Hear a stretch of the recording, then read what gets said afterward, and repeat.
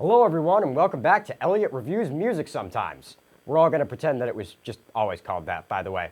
And today, we're going to be tackling a far more recent album than last time, Metro Boomin's recently released Heroes and Villains. As Metro's second project, this album really exemplifies everything that there is to like about him. Unsurprisingly, this record has a vast amount of samples, and I'll just give you some of the names for the sake of time. I'm not going to name all of them, but we have on this record Future, 21 Savage, Travis Scott, John Legend, Takeoff, and, I kid you not, Morgan Freeman and Homelander. No joke, like the one from the TV show, the one you're thinking of. Yeah. Sitting at about 14 tracks and about a 45-minute runtime, this album isn't all about the features.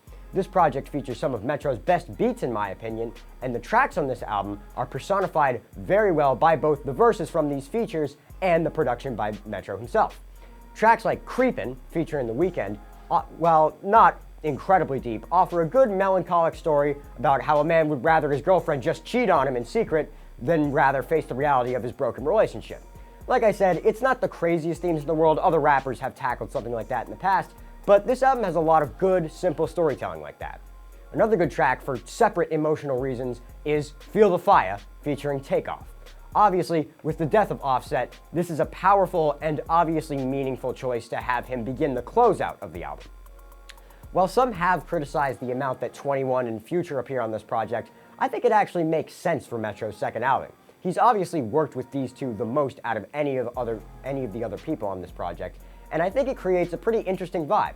Try to imagine if maybe like Dreamville or other groups like them were trap groups, and that's the kind of vibe that I get from this album.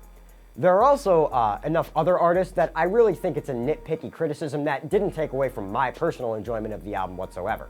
I personally think that this is a step up for him from Not All Heroes Wear Capes, and I did like that album, but I think that this album has the additional advantages of some stronger features, some more creative sampling, and an all-around improvement of quality.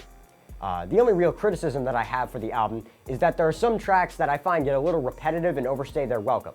A lot of these songs are only about 3.5, maybe 4 minutes long, but some of them feel far longer due to being kind of repetitive to me personally. However, this may not even be the fault of the album, as I kind of just say that about a lot of trap records that are like this.